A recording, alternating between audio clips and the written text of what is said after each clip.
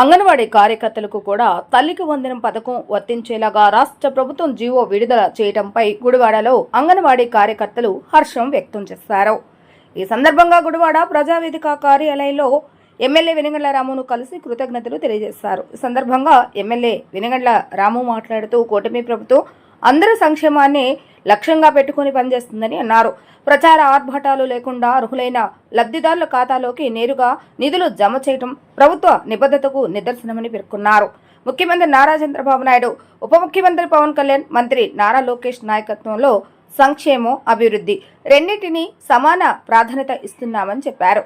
అంగన్వాడీ కార్యకర్తలు తమ సమస్యలను ఎమ్మెల్యే దృష్టికి తీసుకుని రాగా కనీస వేతనాలతో సహా ఇతర సమస్యలను ప్రభుత్వం దృష్టికి తీసుకువెళ్లి పరిష్కారానికి కృషి చేస్తానని ఆయన హామీ ఇచ్చారు. రాష్ట్ర ఆర్థిక పరిస్థితి మరింత మెరుగుపడిన తర్వాత అంగన్వాడీల సమస్యల పరిష్కారానికి ప్రభుత్వం సానుకూలంగా స్పందిస్తుందని తెలిపారు.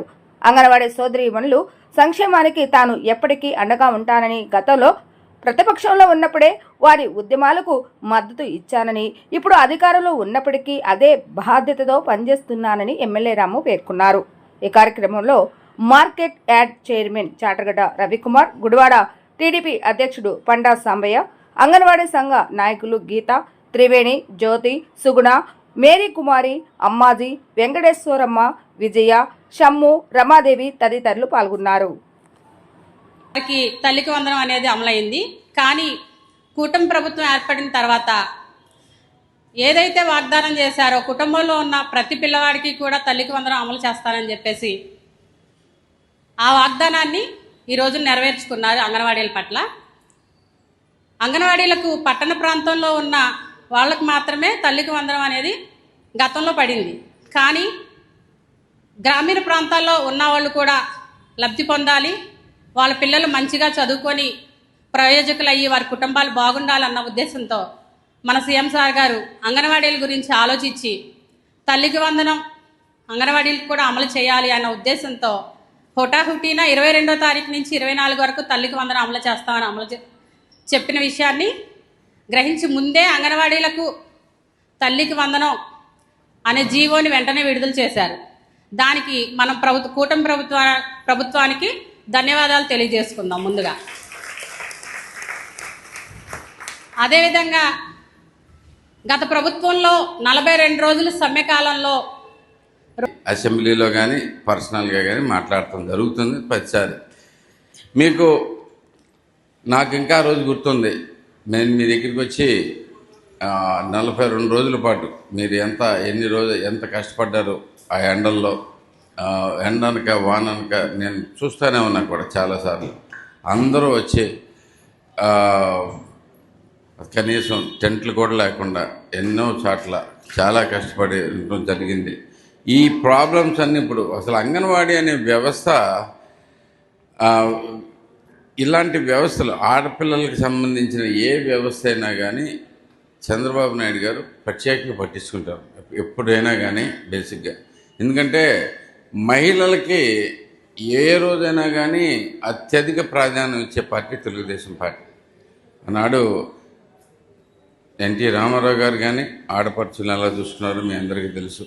ఆ రోజు అంటే అప్పటికే అత్యంత క్లిష్టమైన సంగతులు కూడా అంటే ఆస్తులు వాటా ఇవ్వటం కానీ ఇలాగ అనేక రకాలుగా ఇవన్నీ చేసుకుంటూ వచ్చారు.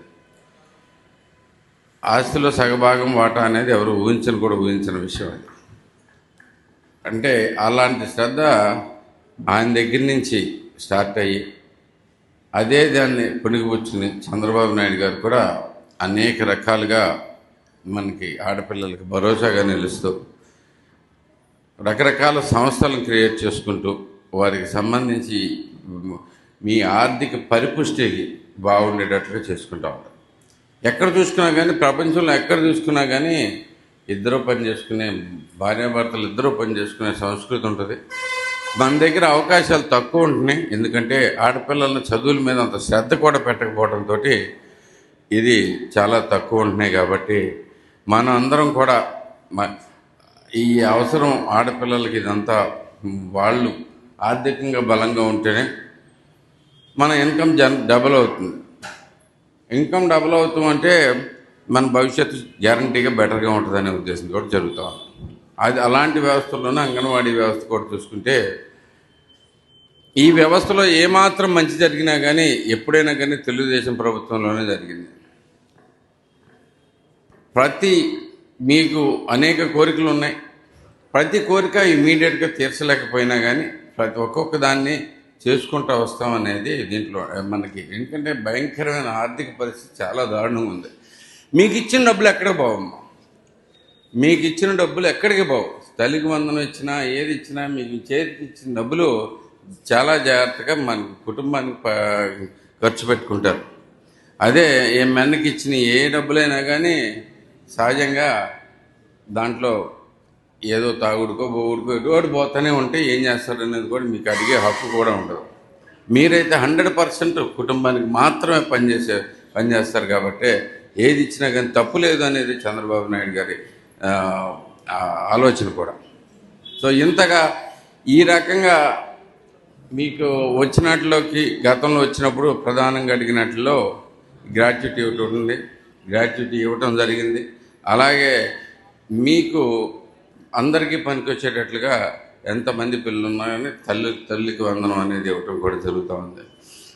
ఈ విషయం అందరికీ తెలిసిందే. ఎందుకంటే మీరు అత్యంత తక్కువ వేతనంతో పనిచేస్తూ ఉన్నారు. కానీ ప్రభుత్వ పథకాలు మీకు అందకపోవటం అనేది రాంగ్ అనేది మీరు కూడా ఇప్పటి నుంచో చెప్పడం జరిగింది. కానీ సమస్య ఎప్పుడైనా కానీ ఒకసారి మొదలెడితే మీరు అడిగారు కదా అనేది డబ్బులు ఎక్కడి నుంచి వస్తున్నాయో చూసుకోకుండాను ఏది పడితే అది ఓకే చేసేసుకుంటే